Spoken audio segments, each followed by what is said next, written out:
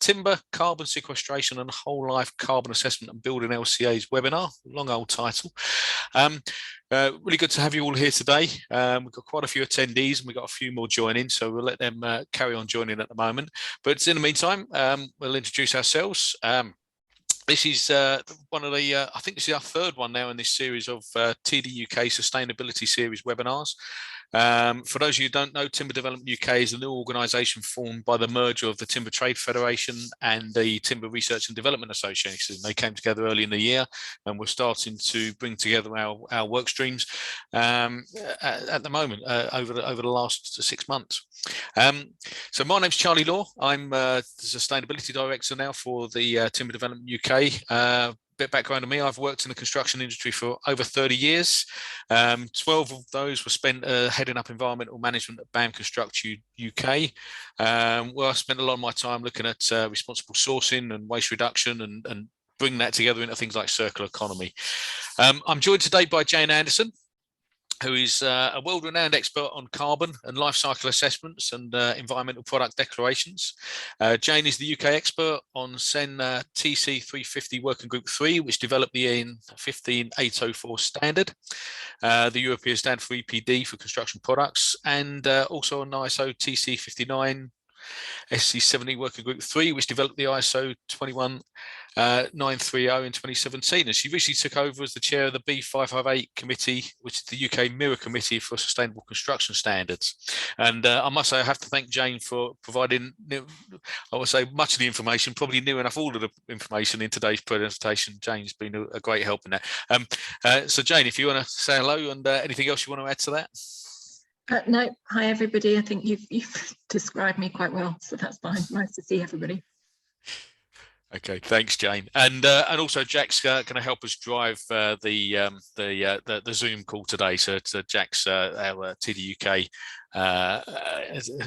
member here, looking at sorting everything out for us. So hello, Jack. There you go. So let's move on then. So whole life carbon. What's driving this? Why do we need whole life carbon assessments and why are we here today looking at this? Well, I think that the key driver is around net zero. Net zero carbon, we've got our UK government legal target to reach net zero by 2050. That was set in June 2019. And then well,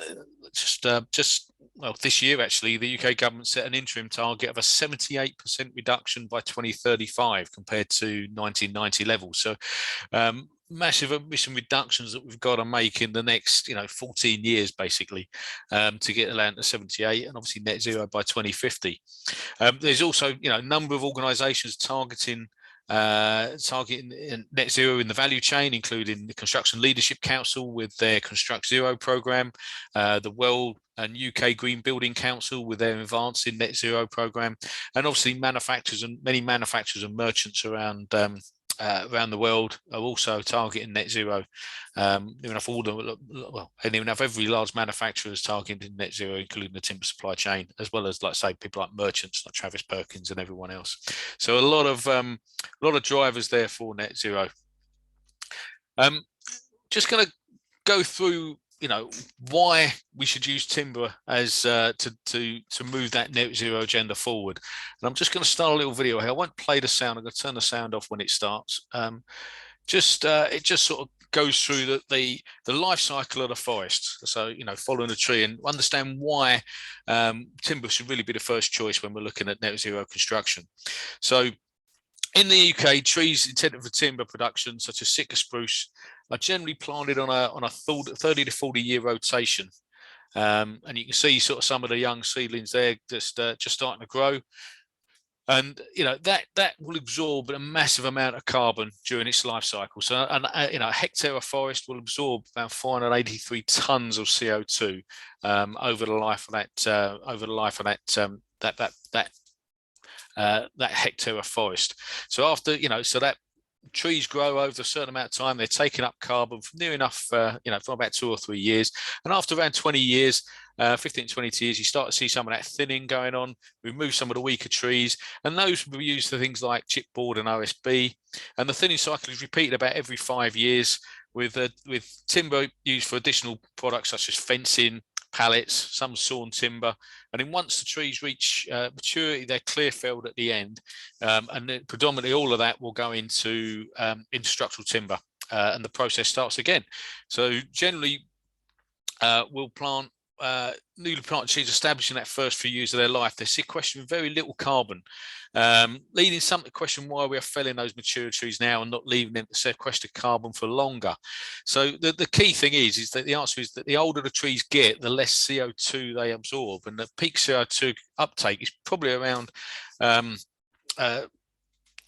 uptake rates by tree stands, typically 20 tonnes per hectare, occur during what is known as the peak timber increment, i.e. at the full vigor stage of growth, which is the period after the canopy closes. So it's around, as I say, they're taking on the most carbon at around 30 years, between 20 and 30 years.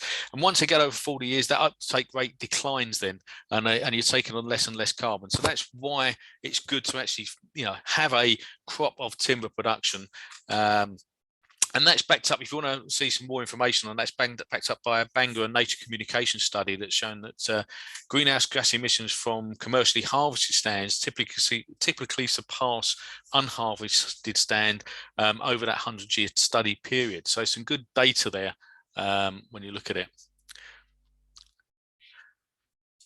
So just to understand what, how much carbon is actually being stored in those forests, this is the graph. This is taken from the Forest Europe report, which came out last year.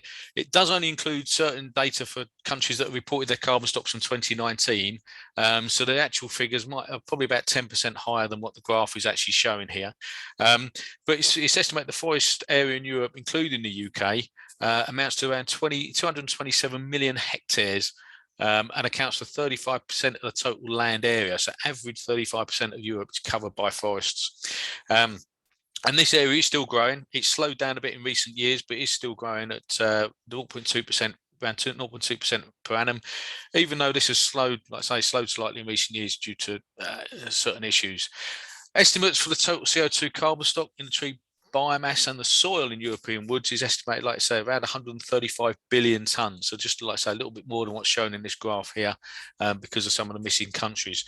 And it's estimated to take up around 570 million tonnes of CO2 per annum. So a massive amount of CO2 is being removed from the atmosphere. And that's, that's after taking removals through harvesting into account. So that's, after the amount of harvesting each year. So you can see from the graph there that the above ground tree biomass branches is only a small proportion of all the carbon. It's around 29%. You've then got below ground biomass such as roots, which is around 7%, deadwood, that's about 2%, litter around 8.4%. But by far the largest forest carbon pool is the soil, estimated around 54% of the total. And the longer the forest is actively managed, the more soil carbon it can store. It's therefore very important that we make sure we replant any forest that's clear felled or chopped down. Make sure that's replanted or allowed to naturally regenerate, depending on the system that's being used, as quickly as possible to ensure that soil carbon isn't lost. Because if that replanting doesn't occur, such as when we have deforestations in certain parts of the world, that soil carbon is lost as well. So it's a massive amount. We can also see from this graph that how much those carbon stocks have increased over the last 30 years. It's about 50% because of the way we're managing trees better and that growth cycles. And also the other thing you want to notice here is the light green at the top, which is the amount of carbon stored in harvested wood products. So that's that is our buildings and our furniture that we're making out of wood.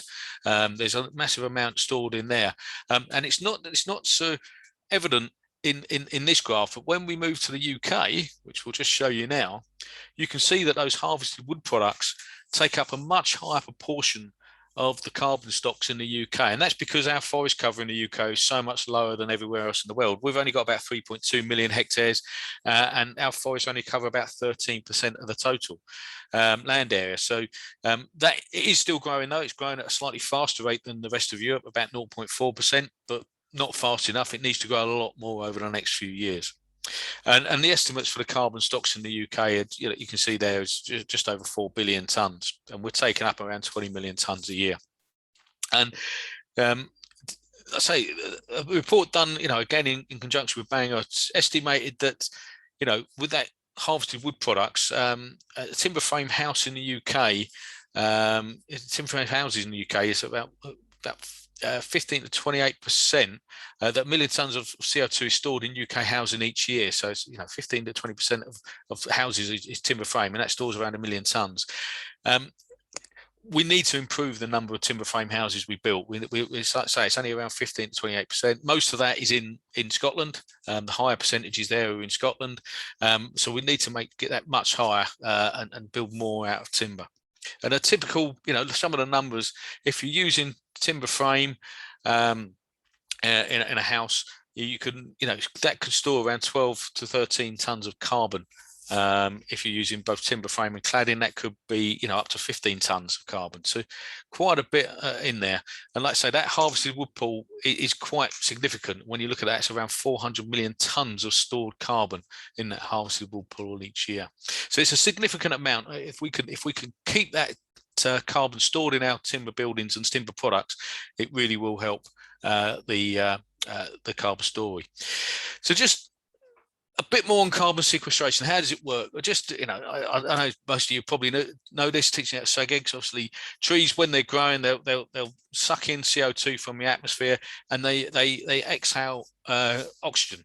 And the carbon is then stored in those harvested wood products. So a cubic metre of Swedish spruce, and a lot of our timber that we import into the UK is from Scandinavia. So an example here, this is from Stora Enso's EPD, if you want to look at it, stores around 733 kilograms of CO2 in a cubic metre of timber.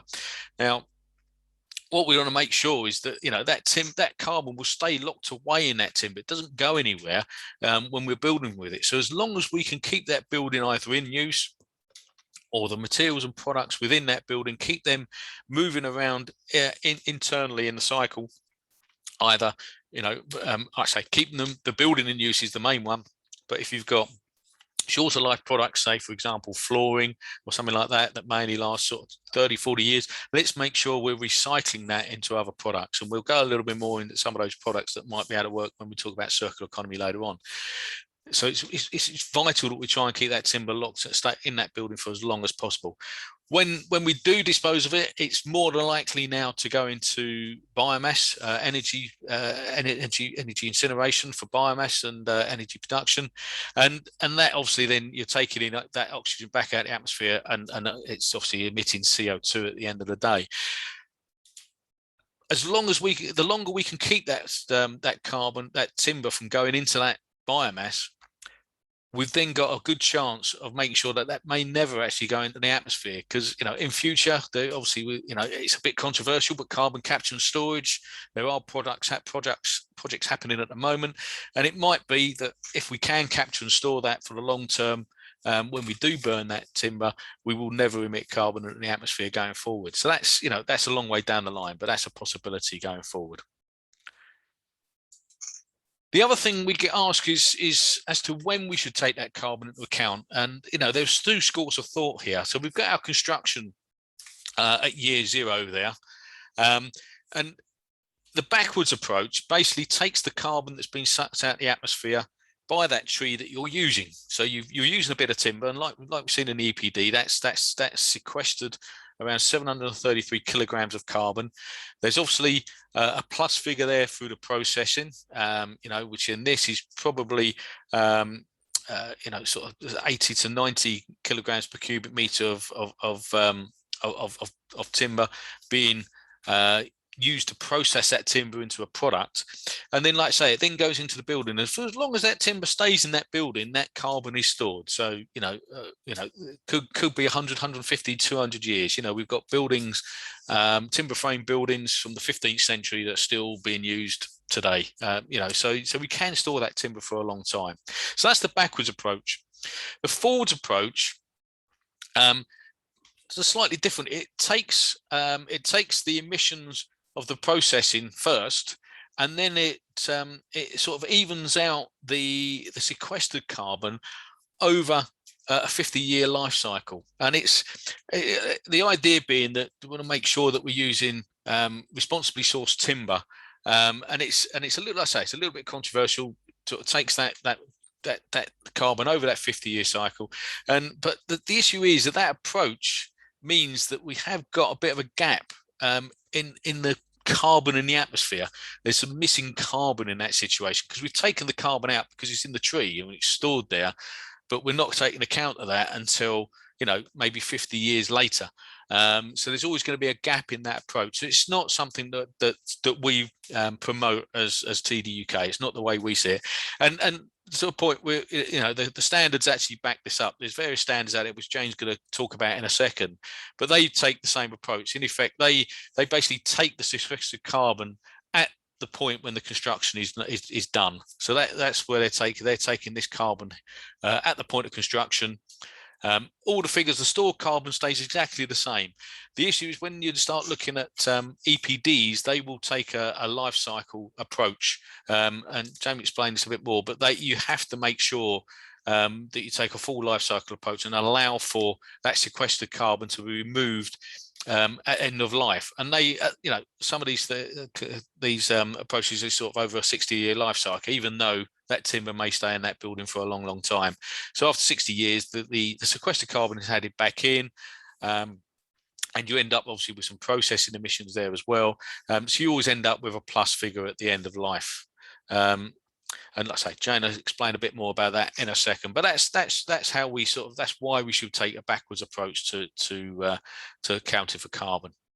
So I'm going to hand over to Jane now, and she's going to give you a bit of information on the actual standards that we use. Main one being 15978 for whole life building assessments. So Jane.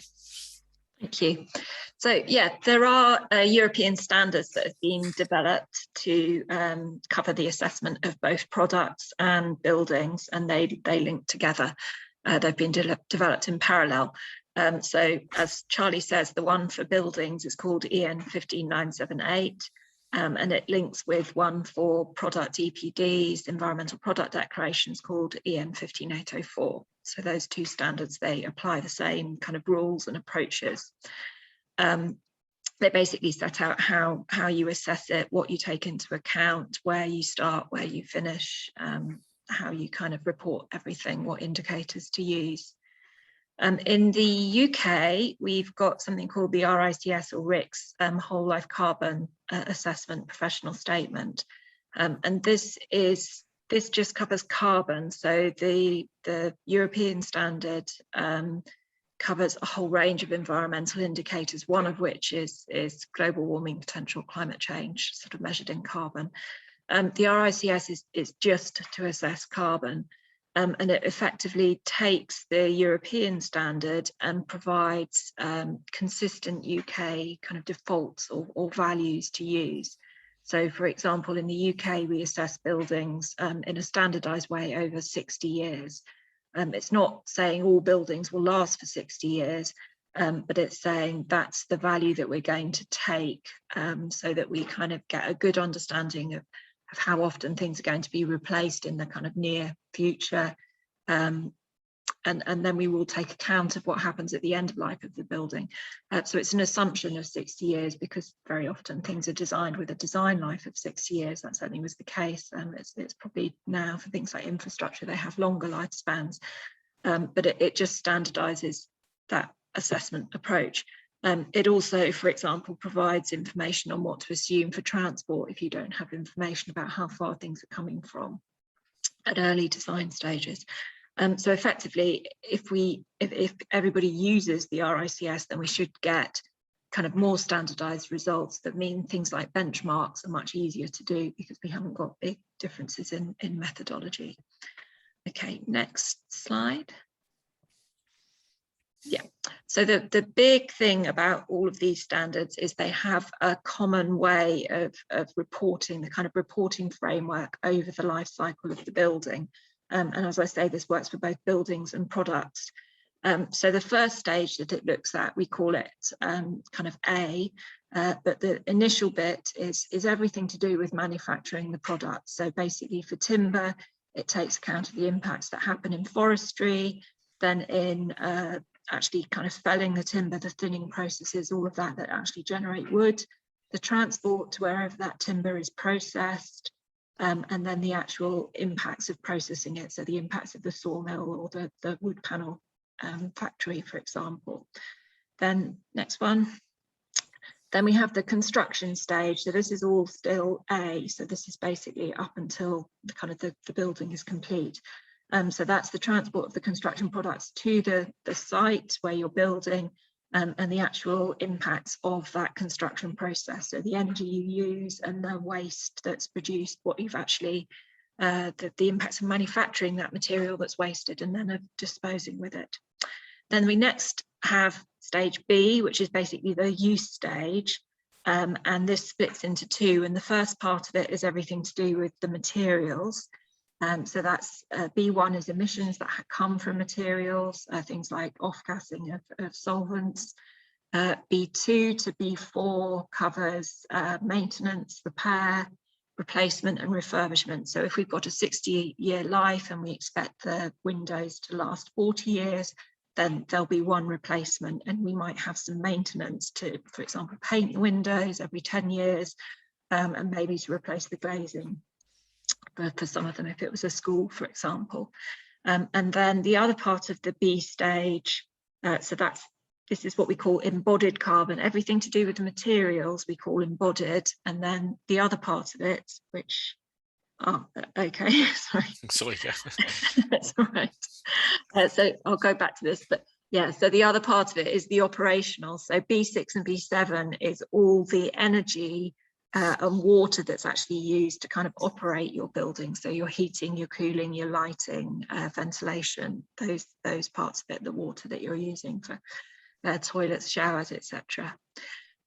So I've talked about embodied carbon. The A stage that we have, we do call that, sometimes you see it called upfront carbon. So basically all of anything in the A stage, the manufacture and the installation on site, we call that upfront carbon.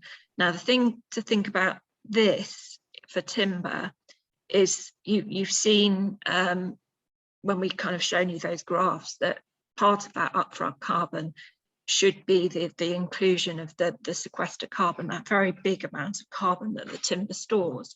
So what would happen if we took that account if we were just looking at the upfront carbon, and quite often you'll see studies that have only looked at these initial stages rather than the whole life cycle.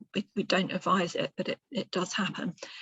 What that can mean then is if you have a timber built building, it actually looks like it's carbon negative, and the more timber you put into it, the kind of more negative it looks, which sort of sounds like a good thing, but it's not really, because there are two ways that timber works in terms of being a good material to use in construction. Firstly, because it stores carbon and it is low carbon itself.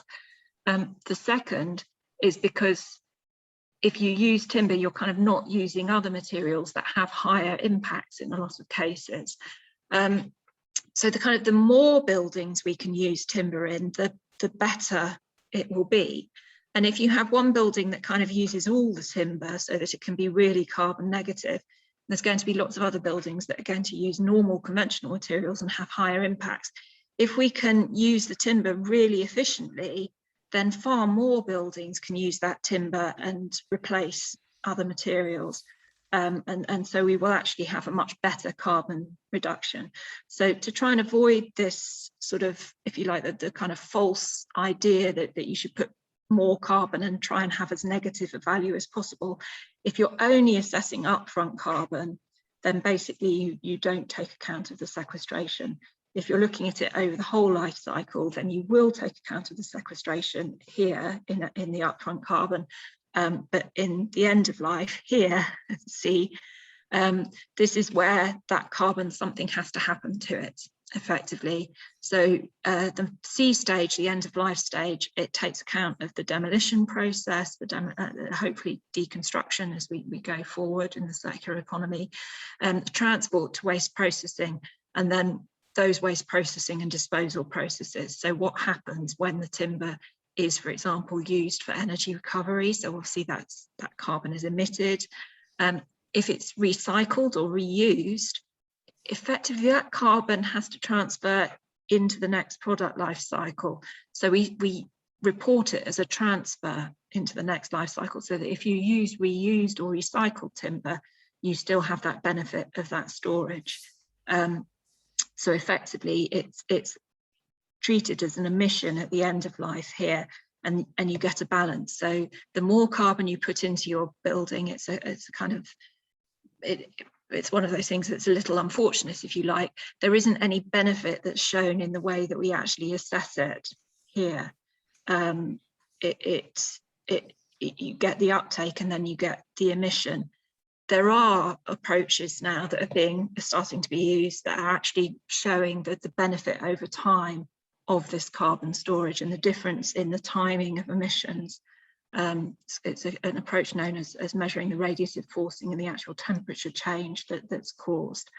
So I think we might start to see things like that happening, but within your life cycle assessment, effectively, the more carbon you store, it doesn't actually show over the whole life cycle.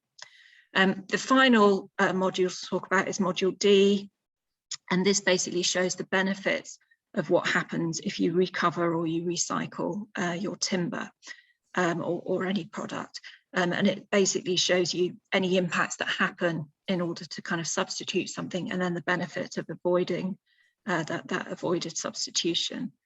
So that's effectively what module D is, and it's not part of the kind of product life cycle. It's additional information that's provided just to give you an idea of the benefit of recovery. Hopefully that's covered it.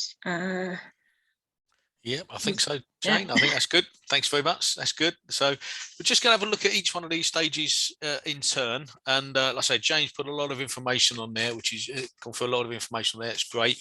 And we're just going to, maybe pick a couple of examples as well where you might be able to help make changes to those that carbon assessment and improve your whole life carbon assessment over time. So so like I said, A1 to 3 is the emissions associated with the extraction of timber from the forest and the processing of that into the various timber products that we might use on a construction site. So like I say, it's the felling and everything else that Jane's gone through: kiln drying, modification techniques, gluing, everything else that might be, and all that information will be found in in the EPD for the product if that product has got an EPD. A lot of timber products have got EPDs now.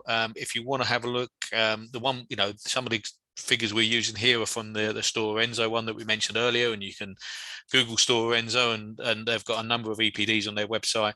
You can also find some on the Wood for Good website as well. So if you go to woodforgood.com, there's a number of life cycle databases there which sort of use a bit of an average, and we're just looking at those at the moment to see if we should be updating those, and because some of the figures are probably now a little bit out of date on those and need to be improved.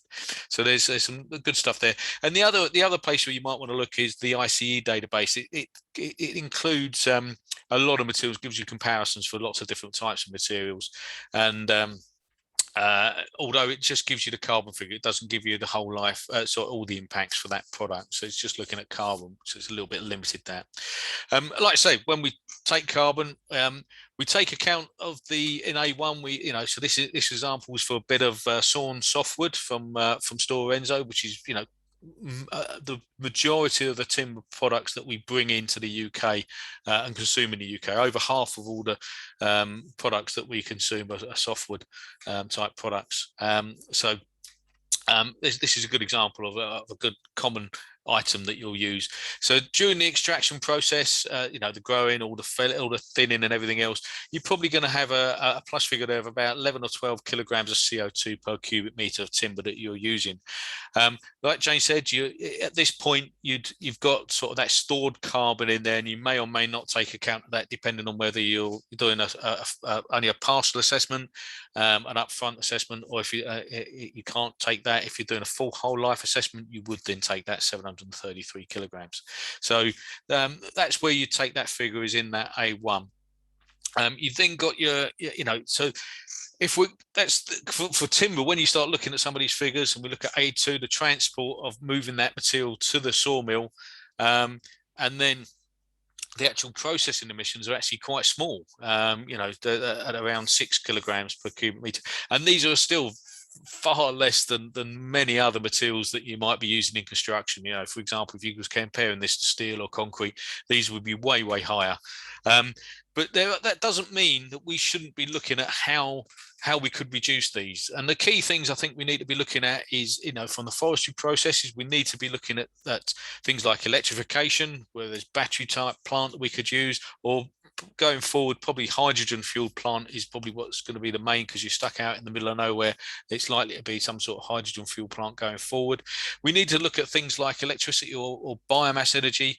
So using the waste product, which a lot of these mills do, when kiln drying and processing the material. So they, you know, some of these plants have got CHP plants, so combined heat and power plants, which produce electricity and heat, which is great for a plant like this because they use the heat for kiln drying and the electricity for running the machine. So a really good way of making sure that we everything we can out of that piece of timber, and then, you know, anything less they can export. So you know, the picture you see there is actually a VHAG's glulam plant in near Stuttgart, and this generates around 38 gigawatts of renewable energy per annum from biomass conversion from around 10,000 tons of the sawdust and offcuts from its production process. So it's and basically it uses that in the in the processing of the material and the kiln drying, and then any excess is actually sold off to the grid. So so that's you know, that's a really good way of keeping those emissions as low as possible. But obviously, you know, at the moment we've still got some here, and the key focus area for timber industry at the moment is very much going to be on the transport side going forward, because that's where we've got issues, where we've got difficulties, because the technology is just not there at the moment for large lorries to move stuff at a low carbon rate. On site, again, the transport emissions there, you know, if transferring that material from Sweden over to the UK is probably the highest emission there.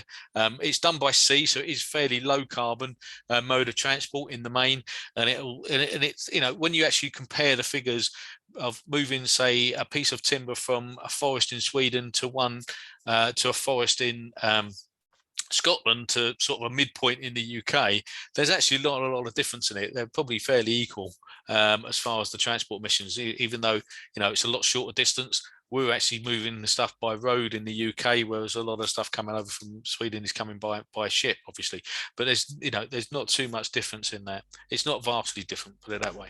So there's obviously some savings we need to make on the transport side, as we mentioned there earlier on. Once on site, construction and installation emissions are also generally quite small, because you can use smaller plant. You can have less people there generally putting that building up.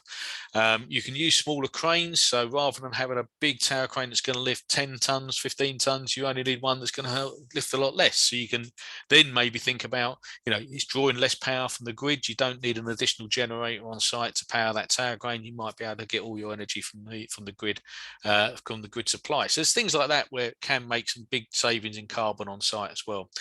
However, what we do need to make sure is the wastage rates on site are kept low. So looking at things like off-site manufacture would help with that, because as soon as that waste timber starts going into the waste stream, you've then got that carbon being added back in, that sequestered carbon being added back in at that point. So you lose that benefit of the stored carbon. You know, so obviously timber is obviously a lot better in that way. Obviously, other knock-on advantage that we need to think about as well is the building is going to be lighter.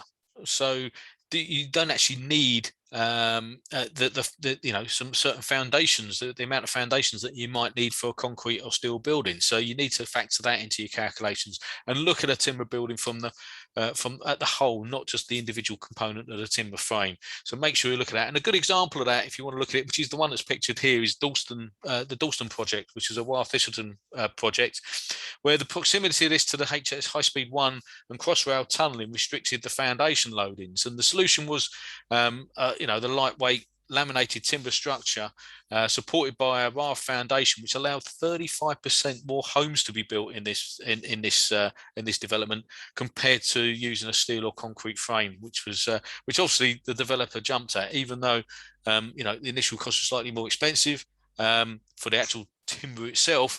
Over the whole life of the project, it was far better. So we definitely need to consider that. In the use stages, we need to, look at how we can keep that timber in use for longer. And Jane mentioned there things like windows and said, well, we might have to replace windows after 40 years. So we should really be looking at different types of timber to use there, whether that's some sort of chemically treated timber. Need to be careful there to make sure that doesn't have any impacts on the end of life for that timber and the end of life uses, which in the past we've sort of treated timber with chemicals, and it's now making those timbers classed as hazardous, and we can't easily reuse them. But where you can sort of do other types of modification, the picture here is a thermally modified product. This is brimstone, the product pictured here. That will have a life of at least 60 years is what they're claiming on that product. Other modified products, such as things like Accoya, which is a acetylated treated timber, vinegar vinegar type timber, that's guaranteed above ground use for 50 to 60 years. So if you're using that for your windows, you're going to extend the life of those windows. You haven't got that replacement cycle, and you can reduce that carbon associated with that replacement cycle. So those are sorts of things that we just need to think about when we're looking at those, the in-use maintenance, repair, refurbishment, replacement items there. And then obviously end of life.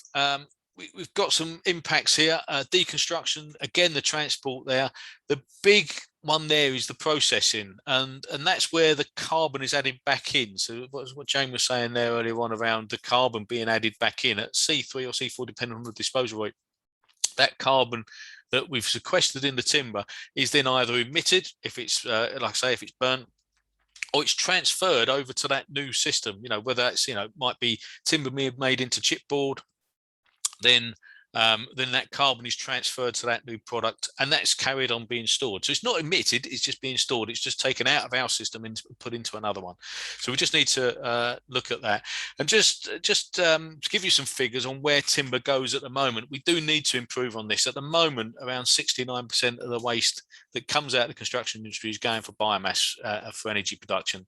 And some of those are better than others. We can't take the full amount of that in some cases. Around 20% is recycled into panel boards, and around 10% in things like animal bedding and surface dressings, so paths and bark and that sort of thing. And less than 1% is landfilled at the moment, or around 1%. It's just under 1% is the figure, is the estimate we've got at the moment. And that's if you that's from the EA Waste Interrogator figure that from 2018 is the latest one that was on there. At the moment, so we know that very little timber is landfilled. It is going into other end of life other than landfill, but for me, too much going into biomass. We should be looking to try and reuse and recycle that more first. And that's what leads us on to the next bit, which is our beyond life cycle assessment.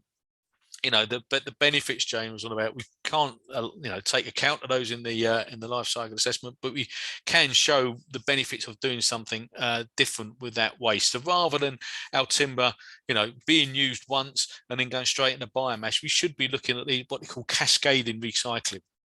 So we've got our large mass timber. We should be trying to reclaim that, maybe reuse that timber for other products. If we've got a big CLT panel, could we cut that down and reuse that somewhere else in another building? Once that gets too small, we can't do that. We should be trying to recycle that into panel boards, and that goes into our furniture and stuff like that. Then we can refine it into maybe insulation or bioenergy, and that's where, and it's only after sort of 3 or 4 uses that we should be looking to burn that, and obviously then that CO2 is then emitted to the atmosphere, and that cycle begins again. And obviously our trees that we're growing will take it back out of the grid. So we do need to look at how we can improve that cycle and make sure we keep that stuff moving around the cycle better before it's burnt as a last resort. So just to remind you of some of the things we should be doing to reduce embodied carbon. The first thing we should be doing when we design a building is, do we actually need a new building? If there's an existing building on the site, the very first thing we should be doing is, can we reuse that asset? And if not all the asset, at least part of it. We've got to make sure we're doing that. As soon as we knock a building down and decide we're going to build a new one, you've already committed to a very large carbon figure for your project, and you're never going to lose that. Whereas if you reuse that existing building, you can keep that carbon figure much lower in a lot of cases. Look at assessing the embodied carbon early to maximize the opportunity to get that carbon assessment done and look at your opportunity, look at the different options that you might be looking at for that building to give you an outline idea of the carbon that's going to be emitted from your project. Optimize the building forms and layouts and simplify the design wherever you can. Review that embodied carbon of different structural solutions. Compare concrete, steel, and timber, and do that over the whole life cycle. You must make sure you do that A to C assessment of that. Otherwise, you're going to get some skewed results, as Jane mentioned there. If you start including timber and just do an upfront carbon, it's always going to show a negative, and that's not the right thing to do. We need to make sure we look at it over the whole life. Compare the whole life carbon of building servicing options as well. So look at how we could use things like natural ventilation rather than mechanical, other type forms of mechanical and air conditioning. Can we do things like that? Consider the benefits of carbon storage within the building. So make sure we look at how, that we highlight that we're storing carbon for the long term in that building if we use timber. And focus on the hotspots. Consider resource efficiency and lightweighting. So that resource efficiency item, don't over specify the timber. Make sure we only use the timber that we need in that building if we're going to use a timber building.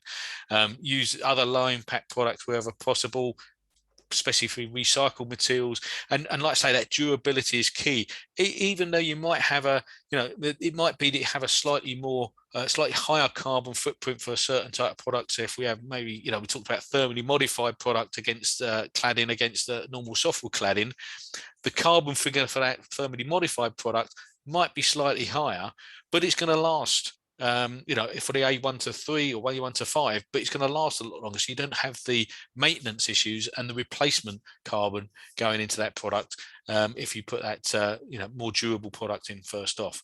And obviously that waste reduction, make sure we keep that waste on site to a minimum, and ensure that maintenance is simple so we can replace stuff if it goes wrong. Once you've done all of that, you're obviously going to end up with a residual amount of carbon. And if you're going to offset it, and I've not got anything about offsetting schemes, but if you do use offsetting schemes, look at where the type of schemes that you're using. There's obviously things like the SBTI, for example, Science-Based Targeting Initiative, requires carbon removal schemes to be used if you're going for a net zero target. So that means things like afforestation. So rather than mitigation, so things like, some people invest in cook stoves in certain places or community products, they wouldn't be allowed under the, although they're very good, they wouldn't be allowed on the offsetting for a net zero carbon target. So you need to make sure you're looking at carbon removal when you're looking at that. Look at the gold standard on the UN carbon offsets platform. Go for a gold standard one if you're looking for it, and also look at the UK Woodland Carbon Code, because that sort of approves schemes in the UK as well. And when you're looking at those, according to the studies by the gold standard, forestation and reforestation provide the greatest additional value for every ton of carbon offset. So it's around $177 through other benefits, through things like higher biodiversity and employment. And the cost of, look at the cost that you're going to pay for offsetting that 1 ton of carbon. If you're paying a very low price, it's probably likely to be a poor quality. When you look at the World Bank's high-level commission on carbon pricing, that looks at a price of sort of between £40 and £80 a tonne. And Greater London authorities also set a recommended price of around £60 per tonne if you're offsetting carbon on there. So make sure you consider all of those, and also consider the timescales for offsetting. There's global warming's happening now, and if you have a hit of upfront carbon and then try and offset over 40 years through, so many hectares of forestry, that's going to take 40 years to offset that carbon that you've put into that building. So could you actually offset it over 1 year by planting a lot more hectares of forest? So that's another way to look at it. So just different options there on offsetting. So we're just about there as far as the slides go. So just a little bit of a call to action before we go into questions.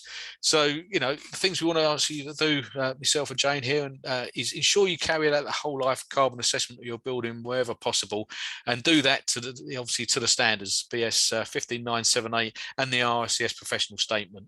Use carbon data from environmental product declarations for the actual product you're using wherever possible. Otherwise, I would recommend Wood for Good, because that's the one that we've worked on and done a lot of work on. Include the sequestered carbon where the whole life carbon assessment is complete. Exclude sequestration where whole life carbon assessment is not completed, but you can state that sequestered carbon separately as a carbon stored figure. So if you're only doing an A1 to 3 or an A1 to 5 quick assessment, don't include that sequestered carbon, but say, look, this is how much carbon we're going to emit by doing this process, but we're also storing all this carbon here, which we can't take account of because of the standards. Incorporate circular economy design principles into your product to ensure optimum resource efficiency and end-of-life reuse. And if you want more on that, we're actually doing a circular economy CPD next Tuesday, if you want to listen into that one. So sign up for that one and we'll give you a few more ideas on circular economy there. And after all those reductions measures are being exhausted, make sure you use carbon removal and offsetting schemes for residual carbon emissions. So there we go. Thank you very much there. I'll just leave our details on there and I'll see if we can answer any questions. So I'm just looking at some of the questions that we've got quite a few come in, Jane. I don't know if you can see them. Yeah, no, I've had a look. I think one from James there, I think is the first one, isn't it? How should one account for CO2 emissions attributable to products other than those which enter services of building materials and furnishings? Is there a risk of double counting, especially if mill or forestry residues are burnt in the power station? So do you want to answer that one? I think that's probably more for you, that one. No, that's fine. Is it possible, can you go back to the slide where you show the forward and the backward accounting? Because I think that might help. So effectively we account the same way for all of these products. So when you have the forest, and if you remember when we were talking about how there's first thinnings and second thinnings, and then we have the actual product, and quite often up to half of that will actually not go into the final products, the kind of sawn timber that's used. So for all of those, basically the only carbon that you're taking account of as the carbon storage is what's actually in your product. All the rest of it is transferred to these other products. It goes with those products. So if you've got the thinnings, that will go to the MDF production. If you've got the kind of the offcuts and you're chipping it and using it for energy, then effectively that carbon comes into your system, and then when you burn it for the energy, it's going out of your system. So when you burn the timber, it's carbon neutral, just in terms of burning it. The carbon that's come out of the atmosphere goes back into the atmosphere. There are other emissions, obviously, so it isn't carbon neutral, if you like. So when if you hear people say that bioenergy is carbon neutral, that it's not, because it still has to have this energy from the forestry and from felling it and from transporting it. And you do sometimes have other emissions of kind of methane and carbon monoxide, for example. So there are other emissions that happen. But all of it is tracked and none of it is double counted. It's one of the things that we try really hard to do. And while we got that, there was another question, I think, about, there's a couple about module D, but then Jonathan asked about the kind of second and third growth. So effectively, I mean, one of the reasons why this kind of forward accounting approach, where you kind of look at the carbon that's stored in the new trees that you're planting on the land that you've cleared. One of the reasons why it's really problematic is we don't always plant the same trees that we felled. It's quite common now for the Forestry Commission to plant much more mixed planting. So in life cycle assessment, what we really want is the impact of your product, not the impact of the next product you're making. It's a bit like saying the impact of making cement is the impact of the next thing the cement factory makes, rather than the impact of having made the product you've got. So that's why we kind of use this in fact in the standards, this kind of year zero approach, and we only take account of the sequestration that's actually in the product. If you then imagine that there are several life cycles on that land that you used, each of those, as I say, it's not double counted. So each of the trees that are grown on that land, they take account of the sequestration that happened in them when they go into their kind of product system. So when they're harvested, they take that sequestration, and if they're made into furniture, it goes with that. If they're made into bioenergy, it goes into that. If they're made into another kind of timber product, it goes with that. So each time it happens, so that there isn't any double counting, and you don't kind of double it up, if you like. It's just the longer you have your product in use and the more it's recycled, the longer that carbon stays out of the atmosphere, and that's always a benefit, the longer it's out of there. Hope that kind of makes sense. Thanks, Jane. I think so. Yeah, I think there's one that the one we jumped there was the carbon module D. Currently in module D, this is from Jack, there is a greater benefit for energy recovery than there is for reusing or recycling timber. Doesn't seem right. No, and it's changed, luckily. So one of the benefits of decarbonising the grid is that the avoided impact of using bioenergy is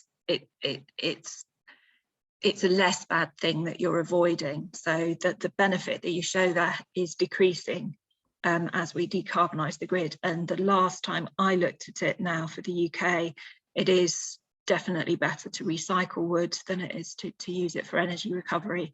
And over time, that's only going to that's only going to increase effectively. And that leads on to Penny's question, which is, are you aware of any good advice on calculating module D? It's hard to convince clients to design for deconstruction to reuse elements when they don't realise any carbon benefit in the first product life cycle. So I think this is sort of, you actually don't take account of D, even though you sort of measure it. Is that I think that's where she's coming from there. Yeah, I mean, the point of D really is that it's the people that are reusing the products and using those recycled products that are getting the benefits.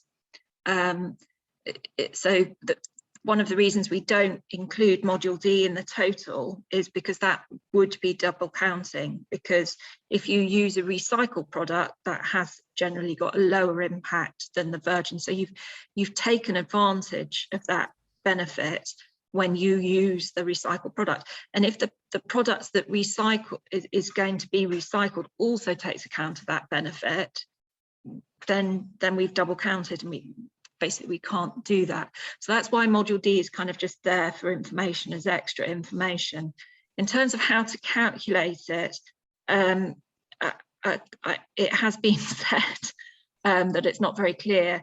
I mean, we do provide, there is data kind of provided with those results in EPDs, but potentially it could be perhaps I could do something, a briefing paper for ASBP or something like that. That might be an idea. I'll bear that in mind, but I'm not aware of anything other than the standard that really explains how to do it. Effectively, you have the impacts of the kind of recovery process until you get to what's substituted, and then you deduct the impact of the substitution. I think we do in we are writing a paper for the timber industry, and that does explain for module D exactly how to deal with the sequestration. But effectively, if you're replacing a timber product, you kind of avoid the sequestration, so you actually avoid the benefit as well. So there's no biogenic carbon benefit in module D for reusing timber. Sorry. Okay. We've got a few more here. Are further policies, legislation known to ensure the end of life reuse processes to be followed? I think something construction architects can write in. Is there something they can write in to make sure things are reused? I think there's at the moment there's no legislation as far as I'm aware. I think the key thing here is going to be in effect what we call a materials passport. So including stuff within your BIM model on what you can do with that product at end of life, I think is the key one there. And it might be that I think you said there are particle board or biomass producers main targets for this. I'd say, not really. I'd like to see reuse being written in, how this could be remanufactured. It should be that timber product. If we design it for flexibility and reuse, then that's what we should be doing with it, actually taking it out and reusing the product in its original form. That then avoids that additional carbon emissions of reprocessing the material. They're going to be a lot lower. So we should be looking at that first. before we go in and start sort of saying, yes, we're going to give it to the particle board manufacturers and finally biomass. We need to get, that goes back to what we're saying about trying to get more uses out of it. I mean, the other thing, kind of demolition audit. So if you have a building and you're not sure what you're going to do with it at the end of its life, doing a demolition audit should be identifying the best options for all the materials, what the potential is. And I think we're starting to see things like the GLA, they're recommending things like that, and retrofit plans. So you can't demolish a building until you've actually shown how you could retrofit it. So hopefully we'll start to see things like that coming into legislation, that you're not able to demolish a building until you've actually shown what you're going to do with it. Absolutely. I think this is from Daniel. I think it's more of a statement. With climate change and environmental issue, we have to clear target 2050. So it would be good to consider building carbon performance in terms of this timeline. A building that stores the maximum but sustainable amount of carbon, even to reach zero carbon well past 2050, should be considered optimal. The LCA standards alone do not facilitate this, because they do not consider timelines like 2050. They report only final A to C. So yeah, I think it's more of a statement, more of a question. What about the time carbon value? Just see if there's any more questions there. There's one in the actual questions from Ben. We frequently advise clients to consider timber construction to assist with reducing embodied carbon. The primary reason we see for not taking timber construction forward is fire risk. Is there any information you could share on this? For example, any sources of actual risk to timber buildings? I think the best place to look for there is the Timber Accelerator Hub, which is the work that's being done by the Association for Sustainable Building Products, the ASBP. They're doing a lot of work on that through their, like I say, the Timber Accelerator Hub, and looking at talking to insurers and everyone else to make sure that we can carry on building timber buildings. So that's probably the best place to look. TDUK do feed into that Accelerate Hub, but they're the ones that are driving that. So that's probably, and they've got some funding to do that. So that's given, that's a good place to look. I think the times in with James's one as well, given the risk of fire, pest, alternative loading offsets might not be permanent. Would a reputable insurance company be willing to insure the offset's performance? I couldn't answer that one. I don't think, Jane, I'm not sure if you have any answer on that one. I'd be surprised at the moment. No, but I think you definitely need to kind of offset more than you think, potentially, just to kind of cover things like that. Penny's got a good question about backwards accounting, and if you didn't replant the tree, would you get the same answer? So what I didn't say, and I should have said, but in a sense, I'm assuming that everybody in the UK is using sustainably grown timber, because we have laws that theoretically are preventing unsustainable timber. Obviously not always effective. But yeah, if the timber is not sustainably grown, effectively you can't take account of the sequestration, but you will get that big hit at the end of life of your building. So timber is really not, unsustainable timber is really not a material that you should be using, and from a carbon perspective it's really bad, really bad. Yeah, absolutely. I think we might, that's absolutely if you saw our presentation last week or week before last, I think responsible timber sourcing, that absolutely everything that we talk about today is on the basis that you're using responsibly sourced timber. If you're not using responsible sourced timber, then the standards actually don't allow you to take account of that sequestered carbon anyway, do they, Jane, from what you're saying there? So you know, you have to make sure your timber is coming from a responsible source, preferably certified. It's a little bit more difficult to prove otherwise, but you know, you're looking at things like FSC, PFC, or grown in Britain, something like that, and that would be allowed. I think that's new enough. We're near, just at 2 o'clock now. There were a couple of last little questions there on module D. Could we have more information on that? Code to set up that a piece of dimensional timber is dimensionally changed and it needs to be regraded. Are there systems in place to carry out this regrading, or are there easier methods to enable reuse of timber products? Yes, there are. You can talk to people like BM Charter and the likes. They will, they can assess an existing timber structure. It is a this is actually subject to a project. Funny enough, we're looking at a project with the Europe Horizon funding, looking at how we might be able to make it easier to regrade timbers and visually inspect timbers and the like. So let's keep an eye on this one. It's something we're looking into to try and make that a bit easier. I think that's all the questions, unless there's anything else we've missed there, Jane. I think we've covered all the other ones in your answers to the other ones. So really, I think it's just to say thanks, Jane, for your help today and your valuable insight and answer to all those questions. And thanks to all our attendees. Hopefully you've found that very useful. Jack will be sending around a survey form to gauge your experience of this one. So if you can give us some feedback, that'd be really appreciated. And excuse me. And we look forward to seeing you at the next one. Like I say, next week we've got our Timber and the Circular Economy CPD next Tuesday lunchtime. And also one other thing I just want to mention before we finish is Jane is writing all this up in a paper. We've got that drafted out. We're just waiting for that to be published and tied up, made it look pretty, and we can get that published on the website. And just to keep an eye out for that as well. We're hopefully going to have a launch presentation for that as well. So thanks very much for your time, everyone, and we'll see you next time. And thank you, Jane.